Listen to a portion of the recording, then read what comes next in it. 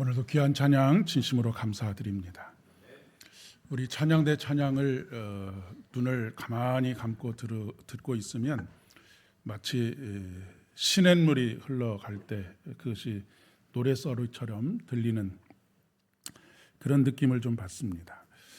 처음 찬양대가 이렇게 모여지고 찬양을 할 때는 각자의 소리들이 이렇게 막 조금 많이 났었는데 갈수록 그 이렇게 돌들이 시냇가에 가면은 조약돌들이 이렇게 매끈매끈하게 갈아지지 않습니까? 그런 것처럼 여러 사람이 부르는 것이 아니라 이제는 한 사람이 부르는 것처럼 그렇게 편안하게 되어져 가고 있다는 것이 참으로 큰 은혜라고 생각을 합니다. 귀한 찬양 감사드립니다. 한 주간 평안하셨습니까? 저는 지난 3박 4일 동안 목사 계속 교육을 통해서 이 AI 시대에 어떻게 그 AI의 인공지능에 매몰되지 않고 신앙적인 삶을 저 스스로 살아갈 뿐만 아니라 여러분을 잘 살아가실 수 있도록 이끌어 줄 수 있겠는가라고 하는 것에 대한 여러 가지 통찰들을 얻고 돌아왔습니다.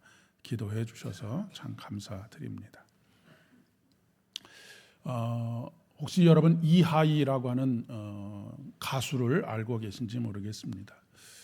연세가 드신 분들은 뭐 거의 잘 알지 못하시지 않을까 싶은 생각이 듭니다.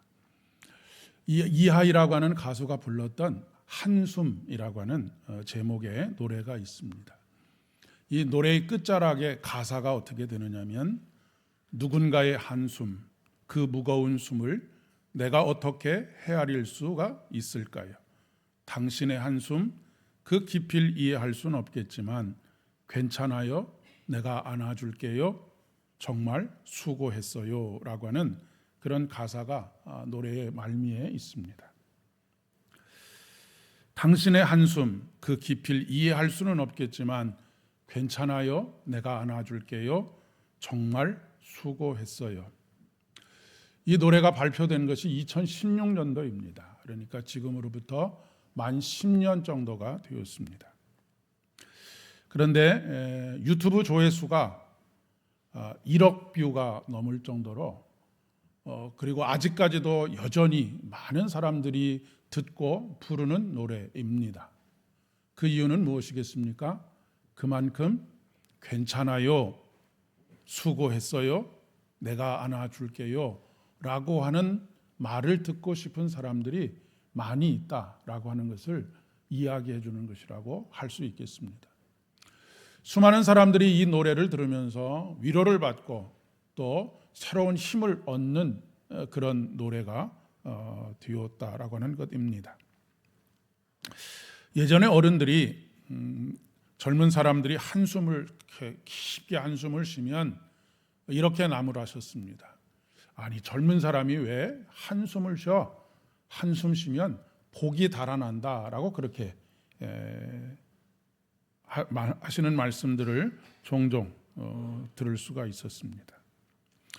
물론 걱정하시느라 하시는 말씀이기는 하지만 한숨을 쉬는 것이 가지는 힘이 있습니다. 한숨은 두 가지 측면에서 이야기할 수 있는데, 한 가지는 깊은 좌절과 절망 속에서 어떻게 헤어나와야 할지를 알지 못하는 답답함 속에서 쉬는 한숨이 있는가 하면, 우리가 이제는 한숨 돌렸다라고 말할 때에 한숨이 있습니다. 이제는 그 아주 급박한 상황들이 다 지나가고 조금은 편안해진 상황에 대한 이야기를 하는 것입니다. 당신의 한숨, 그 깊이를 이해할 수는 없지만 이라고 하는 가사처럼 한숨에는 아주 깊은 인생의 의미들이 담겨져 있습니다. 그런데 이 한숨이라고 하는 것을 과학적으로 분석을 해보니까 복이 달아난다라고 그렇게 말씀하셨던 것과는 반대로 깊은 한숨을 쉬게 되면 폐 속에 있는 작은 공기 주머니에 그 공기 주머니가 열려지고 산소가 공급되어서 이 생각이 리프레시가 되고 다시 에너지를 모을 수 있는 그런 기회가 된다라고 하는 것이죠. 한숨을 쉼으로 해서 긴장과 스트레스가 어느 정도 해소가 되어서 마음의 안정을 얻게 하는 것이죠. 그런데 세상은 우리에게 숨 쉴 틈을 주지 않는 그런 세상입니다. 몇 주 전에도 설교에서 말씀드렸듯이 인공지능에는 망설임이라고 하는 것이 없습니다. 그냥 모든 것이 일순간에 이루어지는 것이죠. 거기에 어떤 숨 쉴 틈을 주지 않는다라고 하는 것입니다. 조금만 망설여도 뒤처지는 결과를 초래하고 기회를 뺏기게 되는 것이 세상이기 때문에 그럴 것입니다. 얼마 전에 식당회를 갔는데 식당에 가서 자리가 한 군데가 남아 있어서 거기로 이렇게 직진해서 가는 중에 그 옆에서 이 식당에서 밥을 먹을까 말까를 고민하던 사람들이 있었습니다. 그런데 제가 그 자리에 앉음으로 인해서 그 사람은 더 이상 고민할 수가 없게 됐죠. 왜냐하면 자리가 없었기 때문에 그렇습니다. 어찌 보면 세상의 모든 그 이치들이 그렇게 굴러가고 있지는 않은가 싶습니다. 특별히 속도를 중요시하는 현대인은 더욱 그렇습니다. 숨가쁘게 살아가고 숨을 고를 수 없도록 하는 그런 시대를 우리가 살아가고 있습니다. 사실 현대와 같은 휴일의 개념, 5일을 일하고 하루를 쉬는 것, 혹은 6일을 일하고 하루를 쉬는 것은 20세기에 들어와서 근대화가 된 이후에나 있었던 일입니다. 과거에는 이렇게 며칠을 일하고 며칠을 쉰다라고 하는 개념 자체가 없었고, 거의 대부분이 노예의 삶을 살던 그런 그 제국의 시대에는 특별한 휴일이라고 하는 것이 존재하지 않았습니다. 그러다 보니까 숨 쉴 틈이 없었던 것이죠. 사람이 무엇인가 이렇게 매듭이 지어지게 될 때에 거기서 다시 힘을 얻고 또 한 주간을 살아가고 할 수가 있는 것인데, 그런 매듭이 없다라고 한다면 끊임없는 긴장과 스트레스 속에서 살아갈 수밖에 없는 것이죠. 물론 그때와 지금을 단순하게 비교할 수는 없습니다. 왜냐하면 지금은 모든 사회적 시스템이 일주일 5일을 일하고 이틀을 쉬거나 6일을 일하고 하루를 쉬거나 하는 시스템으로 돌아가고 있기 때문에 그렇지만, 예전에는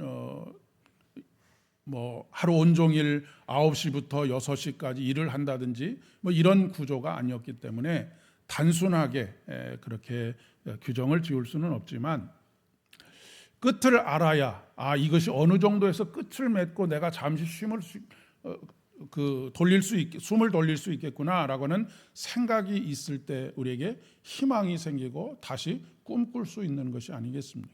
그러니까 직장인들이 가장 기다리는 때가 언제입니까? 주말이지요. 주말이 오기만을 간절히 기다리는 그런 삶의 반복.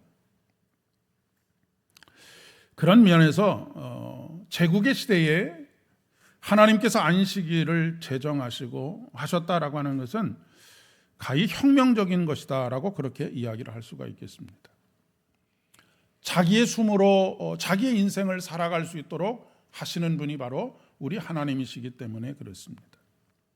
안식일이라고 하는 것은 자신의 숨의 리듬을 찾는 그런 날이라고 이야기할 수 있습니다. 우리는 그냥 안식일을 단순히 아무것도 하지 않는 날 아니면 노는 날로 크게 구분해서 생각할 수 있을지 모르겠지만, 안식일은 하나님께서 주시는 숨의 속도에 맞추어서 숨을 고르는 날입니다. 하나님께서 이스라엘 백성들을 출애굽시키신 이유도 자기의 숨으로 살아가게 하시기 위함이었습니다.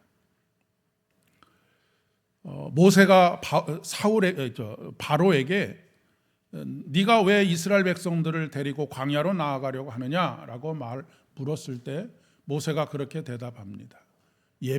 제사를 드리기 위함입니다라고 그렇게 이야기를 하지요.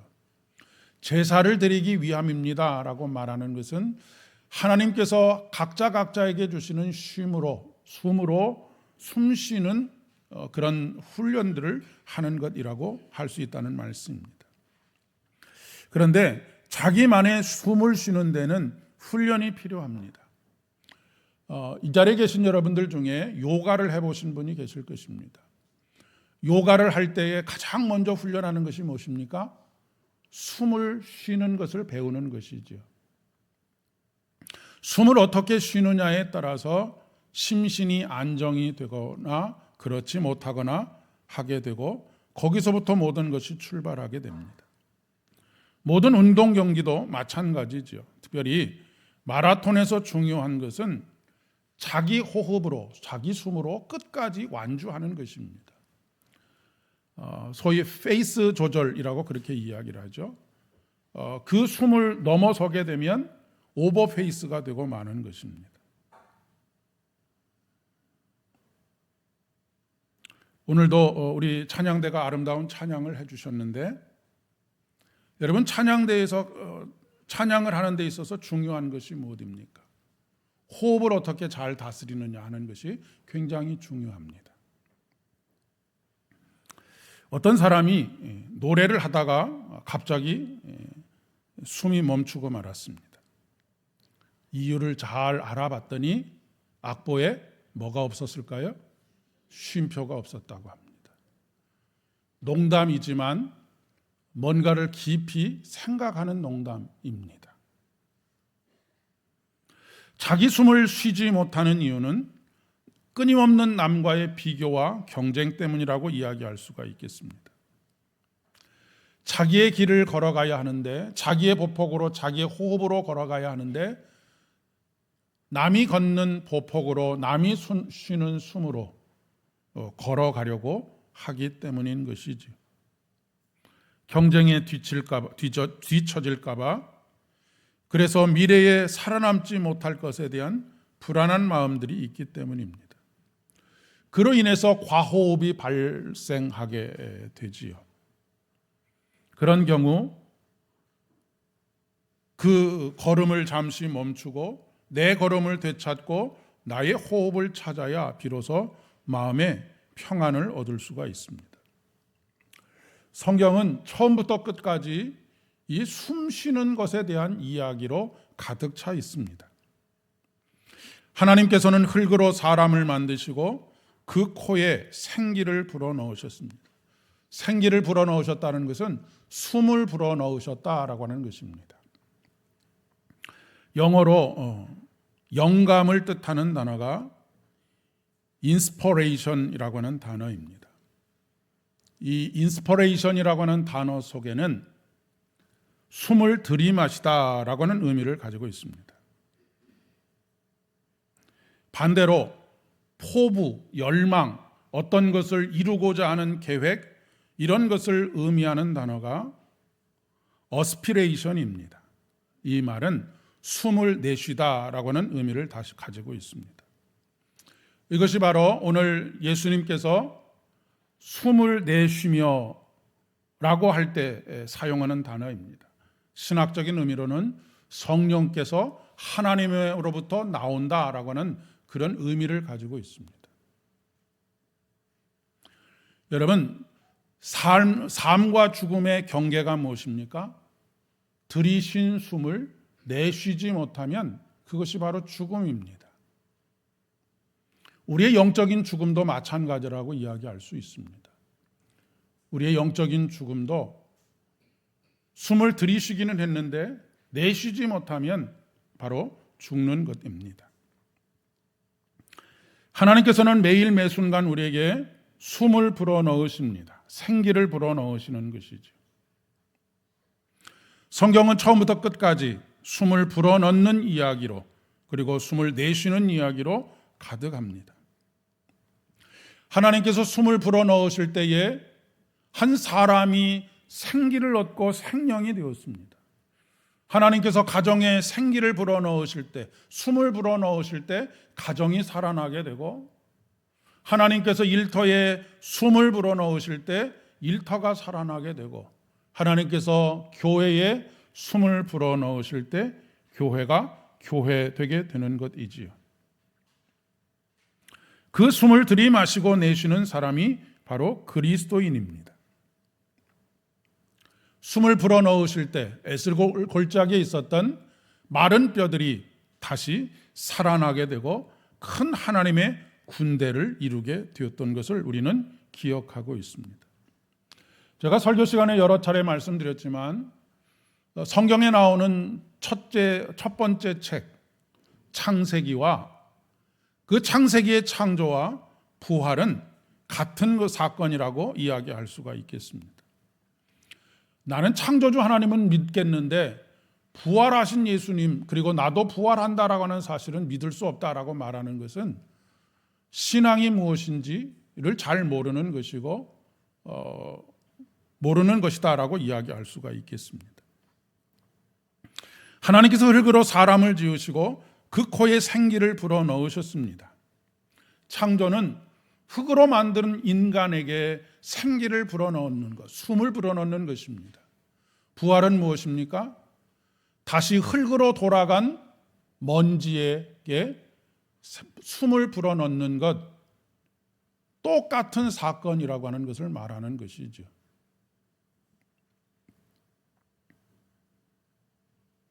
오늘 요한복음 20장 22절의 말씀에 부활하신 예수님께서 그들을 향하사 숨을 내쉬며 이르시되 성령을 받으라라고 말씀하시는 이유입니다.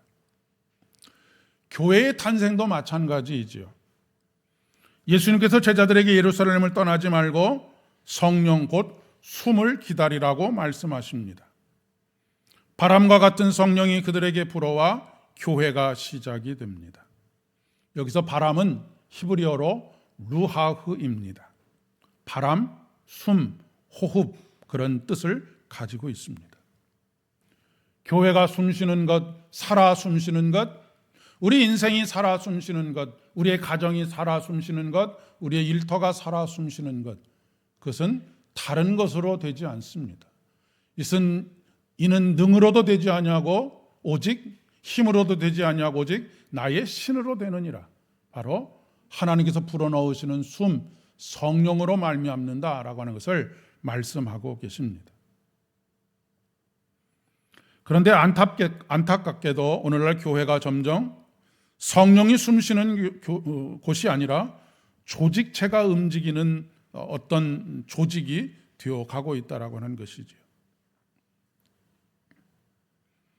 모세의 장인 이드로가 모세에게 조언을 합니다. 모세가 하루 종일 새벽부터 밤 늦은 시간까지 숨 쉴 틈도 없이 그 어마어마한 공동체의 사람들이 가지고는 민원들을 해결하느라 곤고하게 되었을 때에 이드로가 조언을 하지요. 네가 그러다가 금방 쓰러진다. 그러니 50부장, 100부장을 만들어서 그 사람들에게 그 사람들 안에서 해결할 수 있는 일들은 해결하고 정 해결할 수 없는 일들을 가지고 모세에게 나오도록 해라라고 그렇게 조언을 하고 그래서 모세는 이제 조금 숨 쉴 틈을 얻게 된 것이지요. 교회가 직분자를 세우는 것도 마찬가지입니다. 처음에 12사도들이 백성을 구제하는 일들, 그 일들에 숨 쉴 틈이 없이 하다 보니까 모든 것들이 다 어그러지게 되고 그래서 숨 쉴 틈을 얻게 되는 것. 그것은 단순히 육체적인 쉼만을 말하는 것이 아니고 성령으로 호흡할 수 있는 힘, 그 힘을 얻을 수 있는 시간들을 가져야 되겠다라고 해서 숨 쉴 틈을 만들어주는 것이 바로 직분을 세우게 된 이유이기도 하였던 것이죠. 성령으로 숨쉬지 않는 조직체가 되면 끊임없는 갈등과 다툼이 반복되게 됩니다. 시내산에서 출발하던 이스라엘 백성들은 이제 본격적인 광야 생활을 시작하게 되었습니다. 그들의 미래는 불확실합니다. 그래서 불안하지요. 불안하면 가장 먼저 나타나는 현상이 다툼과 갈등입니다. 그래서 앞서서 말씀드린 것처럼 효과적으로 이 다툼과 갈등과 불안을 관리하기 위해서 조직을 만들었습니다. 그리고 그 정점에 있었던 사람들이 70인의 장로들입니다. 그런데 조금씩 그것이 계급이 되고 그 계급에 따른 차별들이 나타나게 되었던 것이죠. 조직을 관리하기 위해서 상명하복을 위해 권위에 대한 복종을 강조하게 되었습니다. 구별이 아닌 차별이 되게 된 것입니다. 이런 상황에서 한 가지 해프닝이 벌어지게 되었습니다. 하나님께서 모세에게 임하셨던 하나님의 영을 70인의 장로들에게도 임하게 하셨던 것이죠. 그런데 그들 중에 여전히 장막에 머물러 있었던, 회막으로 나오지 않고 장막에 머물러 있었던 두 사람이 있었습니다. 엘닷과 메닷이라고 하는 사람입니다. 그런데 회막에 있지 않고 장막에 거하고 있음에도 불구하고 그들에게도 함께 하나님의 영이 임하는 것을 보게 됩니다. 그리고 그 광경을 목격한 한 소년이 불이 나게 달려서 여호수아에게 그 사실을 알리게 되지요. 여호수아는 다시 모세에게 나아가서 모세에게 이렇게 요청을 합니다. 내 주 모세여 그들을 말리소서라고 강권하고 있습니다. 아마도 여호수아의 생각에는 모세의 권위가 실추될까 봐 그렇게 한 것이 아닐까 싶습니다. 이 당시의 모든 것의 중심에는 회막, 즉 성전이 있었기 때문에 그렇습니다. 그런데 모세가 여호수아에게 이렇게 대답을 합니다. 내가 나를 두고 시기하느냐? 여호와께서 그의 영을 그의 모든 백성에게 주사 다 선지자가 되게 하시기를 원하노라 라고 말씀하고 있습니다. 이 모세의 소망처럼 특별한 어떤 사람들에게만 목사나 특별히 장로님들이나 이런 사람들에게만 하나님의 영이 임하는 것이 아니고, 그리고 특별한 장소에만 하나님께서 임하시는 것이 아니라고 하는 사실을 여러분이 꼭 기억하실 수 있기를 바랍니다. 장막에 있는 메닷과 엘닷에게 하나님의 영이 임하였다라고 하는 것은 무엇이겠습니까? 여러분의 집에서, 여러분의 일터에서 일하고 있는데 그곳에 하나님의 영이 임하고 그곳에서 하나님의 영으로 숨쉬게 하시고, 그 하나님의 영으로 숨쉬게 될 때에 여러분의 가정이 살아나고 일터가 살아나고 우리 교회가 살아나게 되고 관계가들이 살아나게 된다라고 하는 것을 말씀해 주고 있는 것이기 때문에 그렇습니다. 하나님은 성전에만 계시는 분이 아니십니다. 하나님은 삶의 자리에 계십니다. 하나님은 설거지를 하는 부엌에도 계시고 밭을 매는 밭에도 계시고 논을 매는 논에도 계시고 여러분이 일하는 일의 현장에 함께 계시는 것이죠.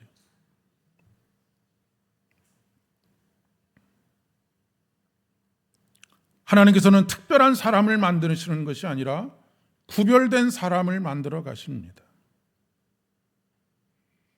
여러분, 교회의 직분이라고 하는 것은 무슨 특별한 어떤 자리를 만들어주는 것이 아니라 구별된 자리를 만들어주는 것이죠.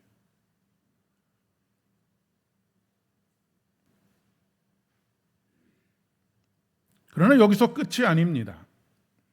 예수님께서 이르시되 너희에게 평강이 있을지어다. 아버지께서 나를 보내신 것 같이 나도 너희를 보내노라 라고 말씀하십니다. 자기 숨을 찾게 되면 평강이 찾아옵니다.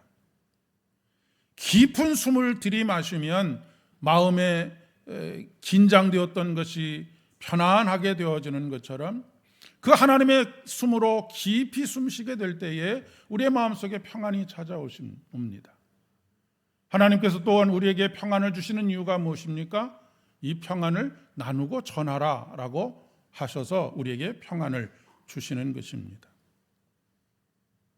평강을 회복한 우리들을 세상 가운데로 보내시기를 원하십니다. 그리고 그곳에서 각자의 호흡으로 일하게 하십니다. 이때 우리 각자에게 맞는 필요에 따른 은사를 허락해 주시는 것이죠. 분명 성령 하나님은 한 분이신데 각자에게 주시는 은사가 다릅니다. 왜냐하면 그 사람의 필요가 다르기 때문에 그렇습니다.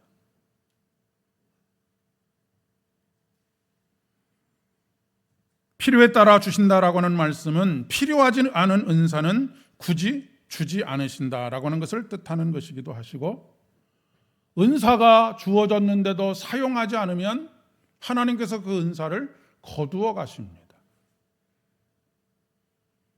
어떤 사람에게는 성령으로 말미암아 지혜의 말씀을, 어떤 사람에게는 같은 성령을 따라 지식의 말씀을, 다른 사람에게는 같은 성령으로 믿음을, 어떤 사람에게는 한 성령으로 병 고치는 은사를, 어떤 사람은 능력 행함을, 어떤 사람에게는 예언함을, 어떤 사람에게는 영들 분별함을, 다른 사람에게는 각종 방언 말함을, 어떤 사람에게는 방언을 통역함을 주시나니라고 말씀하고 계십니다.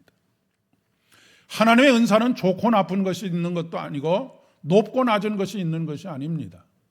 하나님께서는 우리의 지위의 고하를 막론하고 사회적인 위치를 막론하고 배움의 정도를 막론하고 우리의 필요에 따라 주시는 것이 바로 하나님의 은사입니다. 사도행전 2장 18절의 말씀에 보면 그때에 내가 내 영을 내 남종과 여종들에게 부어주리니 그들이 예언할 것이다 라고 말씀하고 있습니다. 남종과 여종에게 부어주신다라고 하는 말씀은 무엇이겠습니까? 그 어느 누구에게나 차별이 없다는 것입니다. 주인에게만 부어주시고 종에게는 부어주시지 않는 것이 아니라 모두에게 차별이 없이 부어주신다라고 하는 것입니다. 세상에서의 높고 낮음과 상관없이 모든 사람들에게 필요한 대로, 필요를 구하는 대로 부어주시는 것이 바로 하나님의 은사입니다. 사랑하는 여러분, 인생의 광야 한복판에 서 계십니까? 아니면 삶에 직면하게 되는 여러 가지 현실적인 어려움과 미래에 대한 불안 때문에 마치 마가의 다락방에 문을 걸어 잠그고, 오늘 본문에 나오는 제자들처럼 문을 걸어 잠그고 그 안에 두려움에 떨고 계시는 분이 계십니까? 어떤 이유인지는 모르겠지만 회막에 머물지 못했던 엘닷과 메닷처럼 여전히 삶의 현장에 계시는 분도 있으실 것입니다. 하나님께서는 여러분의 삶에 하나님의 숨으로 숨쉬기를 원하십니다. 들숨과 날숨이 되게 하시고 내면의 평안과 보내시는 곳에서의 약속의 말씀들이 실현되어져 가는 것을 여러분이 보게 하기를 원하십니다. 사랑하는 여러분, 말이 곧 씨가 된다는 말이 있지 않습니까? 이것을 우리 신앙적으로 풀어본다면 우리가 말하는 말은 곧 예수님께서 숨을 내쉬며 성령을 받으라라고 말하는 것처럼 이것이 바로 강력한 성령의 능력이 우리를 통해서 나가는 것이다라고 그렇게 생각하시면 되겠습니다. 그렇기 때문에 우리가 함부로 말하지 않는 것입니다. 함부로 말하지 않아야 되는 것이기도 한 것이죠. 말이라고 하는 것 자체가 우리의 호흡이 말이 되어서 나가는 것이 아니겠습니까? 이번 한 주간도 우리를 숨쉬게 하시는, 그래서 들숨과 날숨을 통하여 살아있게 하시는, 생명이 되게 하시는 그 놀라운 은혜가 저와 여러분의 삶에 충만하게 임하시기를 진심으로 축복합니다. 기도하겠습니다. 아버지 하나님, 은혜를 진심으로 감사드립니다. 오늘도 우리에게 성령으로 숨쉬게 하시니 감사드립니다. 주께서 우리에게 불어넣으신 그 숨으로 우리가 말하고 삶으로 살아내는 가운데 주의 성령의 능력이 나타나게 하시는 귀한 삶 살아가게 하시니 참으로 감사를 드립니다. 내게 능력 주시는 자 안에서 내가 모든 일을 할 수 있다고 고백했던 사도 바울의 고백과 같이 내게 능력 주시는 당신께서 생기를 불어넣으셔서 내 안에서 당신께서 일하고 계신다라고 하는 것을 믿고 깨달으며 그러기에 더욱더 당당하게 굳게 닫혀있던 문을 열고 세상에 나아가 세상 속에서 온전히 하나님의 뜻을 이루어가는 복된 믿음의 여정 되게 인도하여 주시옵소서. 예수님의 이름으로 기도드립니다. 아멘.